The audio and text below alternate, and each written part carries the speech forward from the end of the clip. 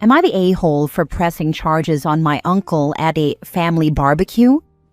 Original post. I have an allergy to peanuts, and none of my family is willing to accommodate my allergy.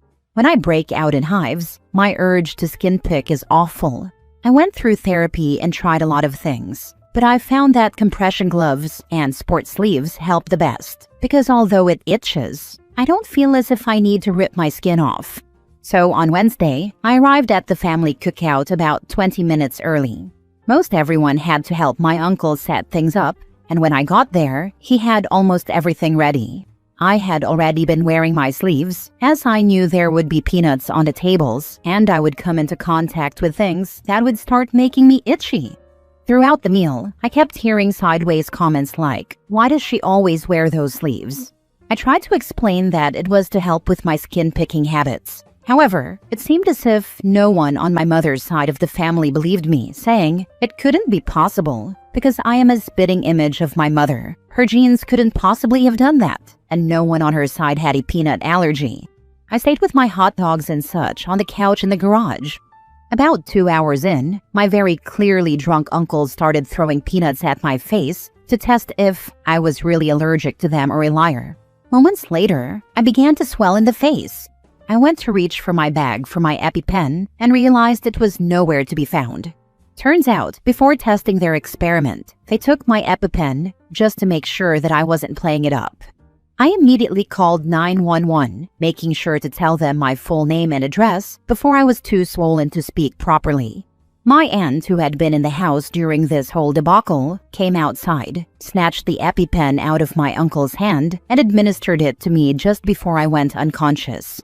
The police arrived very shortly thereafter, as we were about 4 city blocks from the police and EMS station, and I was promptly wheeled off on a stretcher. After giving my statement at the hospital, I decided to press charges because everything felt like it had intent. My mother says I'm in the wrong and that he was just being a drunk jerk, but this isn't the first time he's put my life in danger. Am I the a-hole? Now for the top comments before reading the update. That wasn't a prank. That was reckless and could have killed you. Pressing charges is the only reason he might take it seriously. Really, if he got in the car and killed someone in an accident, would people be arguing that he was just a drunk idiot and shouldn't get manslaughter or murder charges? Not even a little bit the a-hole. What your uncle did wasn't just a drunk prank. It was a literal assault that could have killed you. Taking away your EpiPen, your lifeline, just to test your allergy is beyond reckless. That's attempted manslaughter, not some goofy family barbecue hijinks. You did the right thing pressing charges. Actions need consequences, especially when people's lives are at stake.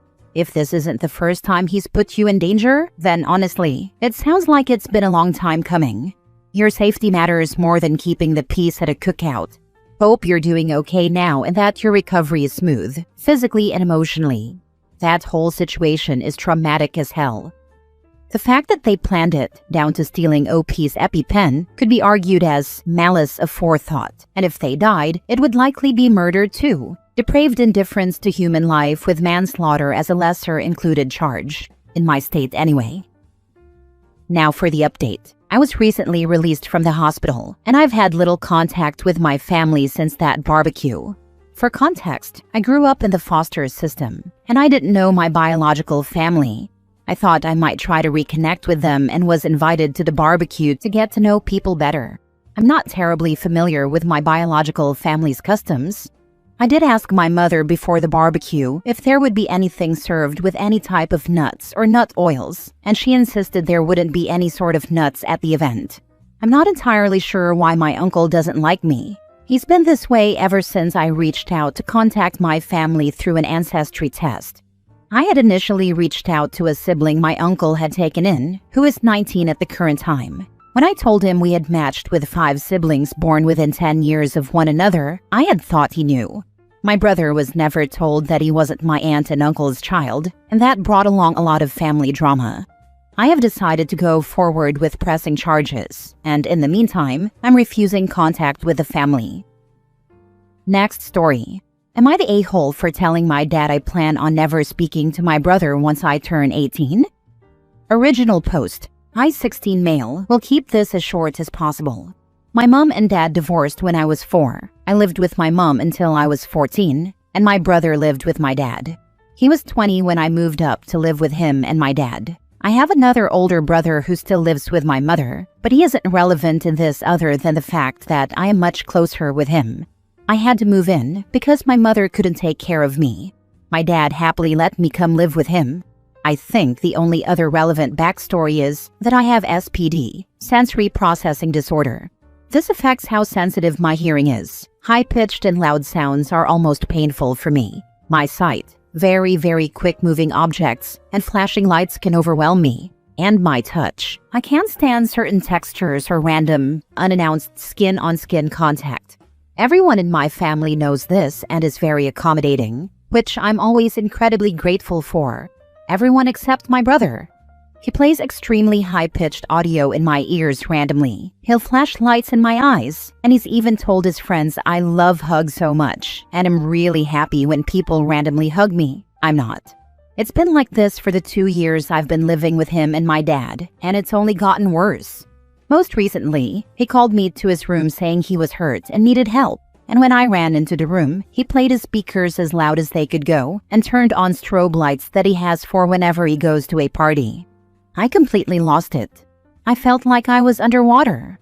I remember scratching at my ears and around my eyes, but other than that, I don't remember much. My dad came and helped me and told my brother not to do it again. My dad always speaks to him about it every time after, and he always says he won't do it again, but he always does. Yesterday was a breaking point for me.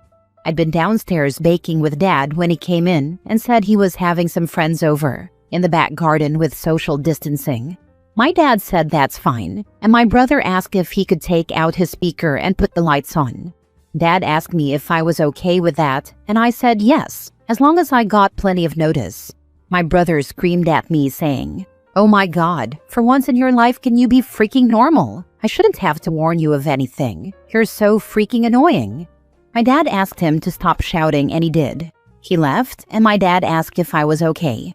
I told him, why does it matter if I'm okay or not? I've dealt with this for 2 years. Only 2 more and I never have to speak to him again.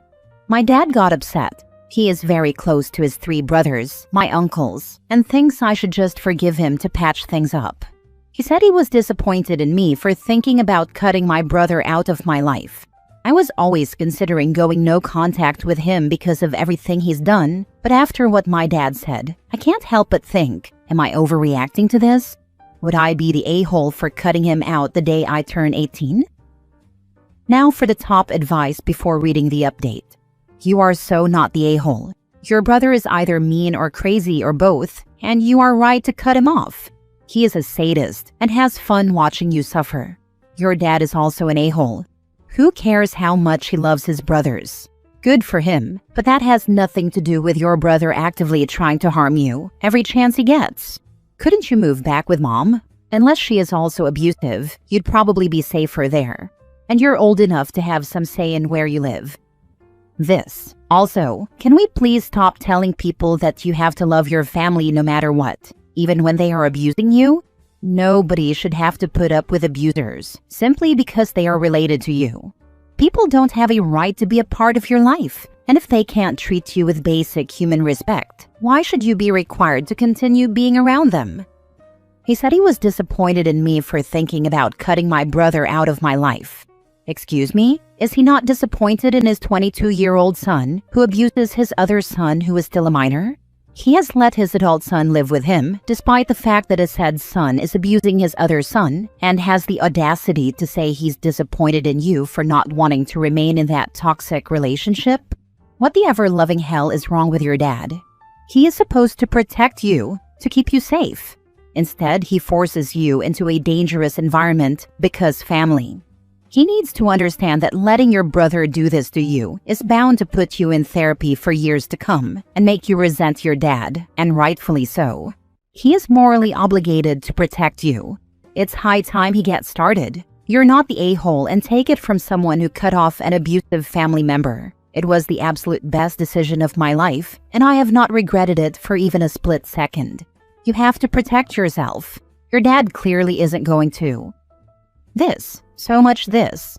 Just look at your dad next time he says he is disappointed in you for not wanting to be abused and say, well, I am disappointed you are letting me be abused by an adult, so I guess it is disappointment day. Now for the update. So much has happened since I posted this, so I wanted to come and let you know I'm currently typing this safely from my mother's, while my other oldest brother is chucking popcorn at me to catch in my mouth.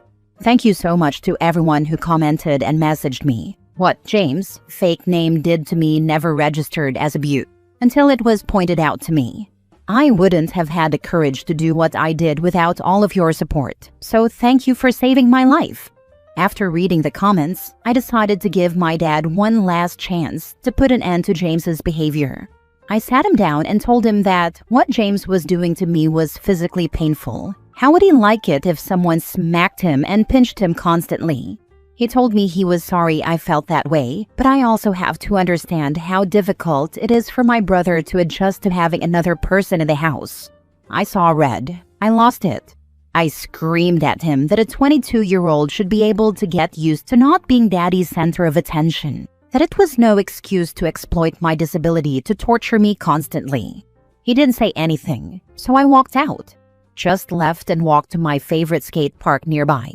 I called my other brother Daniel and told him I needed him to come get me right away. My mom was at work, so I didn't call her. He was there in 20 minutes, and I told him everything James had done and what Dad said to me. I've never seen him as angry as he was. He told me to get into his car, so I did, and he drove us to my dad's. He told me to go pack all my bags and that he was taking me home. Dad tried to talk to me, but I ignored him and just started packing. I couldn't make out everything that was said, but Daniel laid into him, screaming his head off.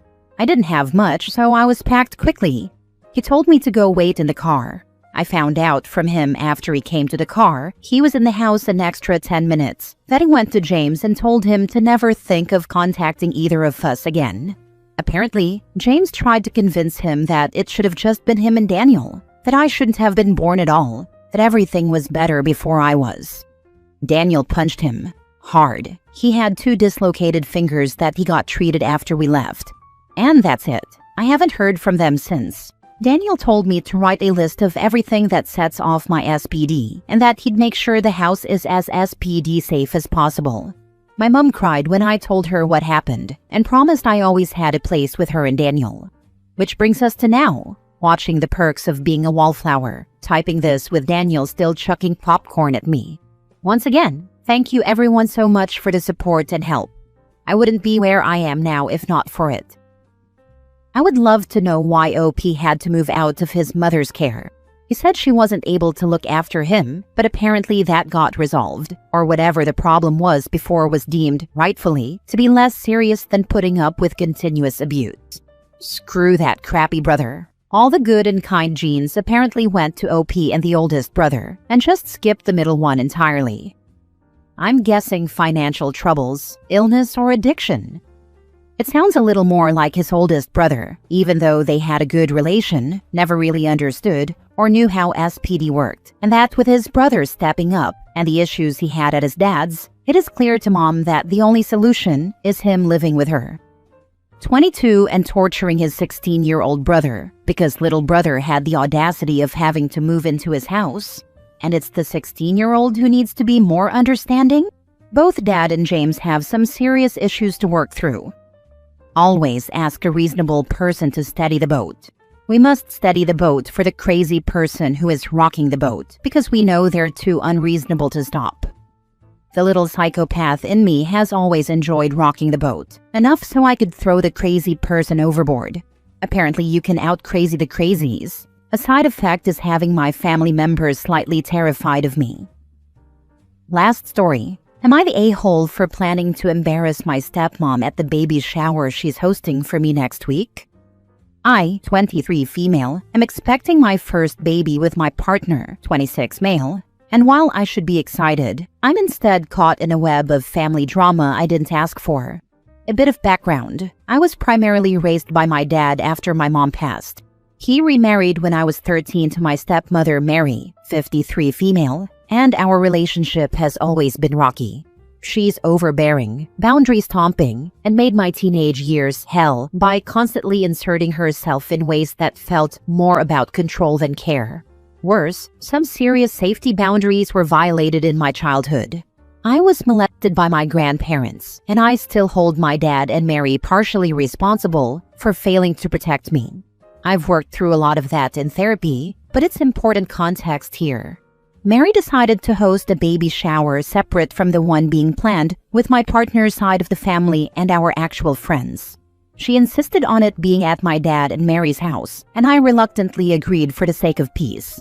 My dad has communicated to me so many times over the years that he wants us to be a real family, and I'm trying. Here's where it really blew up. My dad recently confided in me and begged me not to say anything, that Mary invited her father to the shower. This is a man who is openly racist, bigoted, and hyper-religious. I've never had a good relationship with him, and she knows this. She also knows I don't want him around me, much less my future child. In fact, if you look at my post history on my profile, you'll see there was another incident regarding her involving him in my life events a couple of months ago for my college graduation. She was planning to keep his attendance a secret until the day of the shower. So now I'm faced with a situation. Someone who has disrespected my boundaries for years, who enabled an unsafe environment for me as a kid, is once again doing what she wants. This time, it's at an event that's supposed to be about celebrating a new life I'm bringing into the world, with all of her extended family involved, and my dad is essentially just saying, well, you know, Mary. After talking it over with my partner, we've decided that I will still attend the shower. When I see her dad there, I plan to act surprised, then pull Mary aside and calmly tell her that due to her ongoing inability to respect basic boundaries, and now putting her interests above the emotional safety of me and my son, we will no longer be allowing her to be involved in our child's life beyond superficial visits. Specifically, she will not be allowed to watch him alone or be part of his adolescence in any meaningful way. I view this as a pattern, not a one-off. I'm done gambling with our safety and emotional well-being. But my dad is upset, says it's just one afternoon, and that I'm overreacting and holding on to the past. I feel like this isn't just about the past, but a continuation of the same toxic dynamic he's allowed to happen over the past decade. I just don't understand why I'm continuously expected to allow this behavior to occur in order to have a relationship with my dad, who I do genuinely care about. Not the a-hole. Your stepmom is the problem. Your dad is enabling it. And you're the one with a right to protect your emotional space and your child's future. Exactly this. It's exhausting how people expect you to be the bigger person while they're busy being consistently harmful. Protecting your peace isn't mean, it's necessary. Not the a-hole, but if it were me, I just wouldn't even attend. Why tolerate the drama even for a short while? There is a potential for the day to get really out of control if you decide to confront her at the shower while her father is there. And do you really need that stress? Go lower contact than you are currently, and erect suitable boundaries to keep your dad in your life, but not Mary. This is definitely the right answer. Don't go and don't subject yourself to needless stress and drama.